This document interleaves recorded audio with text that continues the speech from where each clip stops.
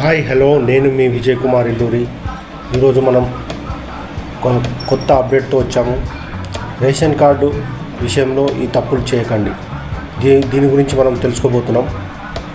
కాబట్టి ఎవరైతే మన ఛానల్ని చూస్తున్నారో వారు మన ఛానల్ని ఎంకరేజ్మెంట్ చేయండి, దానికోసం ఒక లైక్ ఇవ్వండి.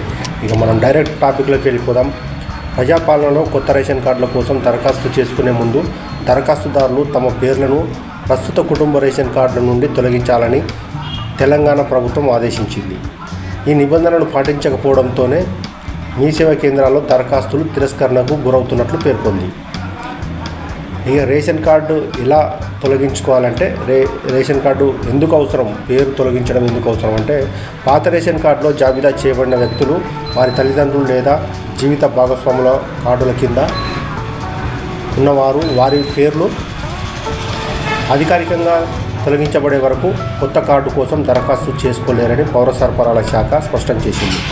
ఏవైతే మీ పాత కార్డులో మీ పేర్లు ఉన్నాయో, మరి తల్లిదండ్రుల దగ్గర కానీ ఇంకా మీ కుటుంబంలో ఉన్నాయో వారి పేర్లు ముందు తొలగించుకోవాలని.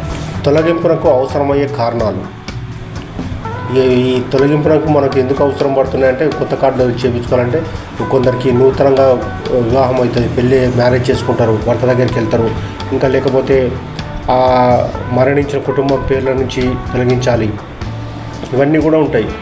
మళ్ళీ లేకపోతే ఇతర నుంచి స్టేట్లు మారుతుంటారు, దానివల్ల కూడా మరి తొలగింపు కారణాలు కావచ్చు. ఎందుకంటే స్థానిక చలనం నుంచి పని లేదా ఇతర కారణాల వల్ల బయటకు వెళ్ళి సభ్యులు వారి స్థితిని కూడా అప్లోడ్ చేసుకోవాలి.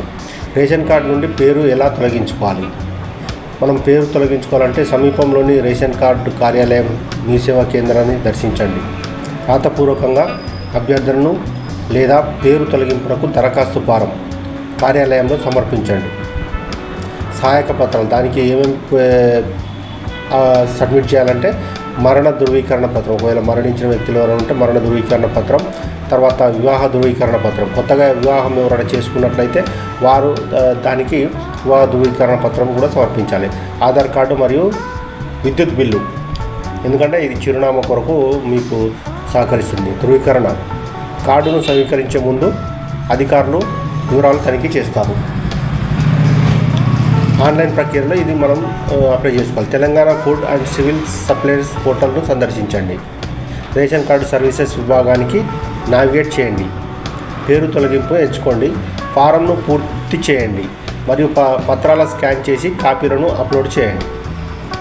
సమీకరణల కోసం ఈపీడిఎస్ పోర్టల్ని అప్లికేషన్ నెంబర్ను ఉపయోగించండి. ఇక మీకు ఇంకా మొత్తం పూర్తిగా తెలుసుకోవాలంటే ఫుడ్ సెక్యూరిటీ మన వెబ్సైట్ ఉంది, దాంట్లో మీరు చెక్ చేసుకోవచ్చు.